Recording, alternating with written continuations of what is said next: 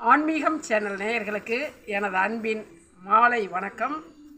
நம் இல்லத்தில் அமைதியும் சந்தோஷமும் பெருகிட வேண்டுமானால் இறை கடாட்சம் நமக்கு ரொம்ப முக்கியம்.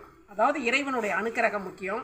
நமக்கு எப்போ இறைவனுடைய அனுக்கிரகம் கிடைக்கும் என்றால் முதலில் நாம் இல்லம் சுத்தமாக இருக்க வேண்டும். வாசல் முதல் ஆரம்பிக்கணும். வாசலில் எப்போதும் மங்களகரமாக ஒரு நல்ல கோலம் போட வேண்டும். சுவாமி படத்தில் புஷ்பங்களை தினசரி மாற்றி சாத்தணும். தினசரி வீட்டில் காலை மாலை 2 நேரம் தீபம் ஏற்ற வேண்டும். வீட்டிற்கு யாரேனும் வந்தால் அவர்களுக்கு ஒரு டம்ளர் குடிக்க தண்ணி கொடுக்கணும். பசியோடு வந்திருந்தால் அவர்களுக்கு மனதார ஆகாரம் கொடுக்க வேண்டும். அடுத்ததாக நம் வாயிலிருந்து வரக்கூடிய வார்த்தைகள் கெட்ட வார்த்தைகள் என்று சொல்லக்கூடிய தீய வார்த்தைகளை ஒருபோதும் நாம் உபயோகப்படுத்தக்கூடாது. நாவில் எப்போதும் சரஸ்வதி நற்றுணையாக இருக்க வேண்டும்.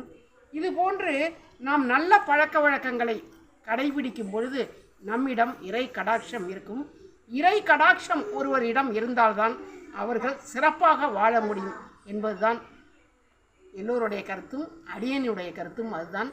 ஆக இவற்றையெல்லாம் மேற்கொண்டு சிறப்பாக வாழ வேண்டும் என்று விரும்புகிறேன். நன்றி, வணக்கம்.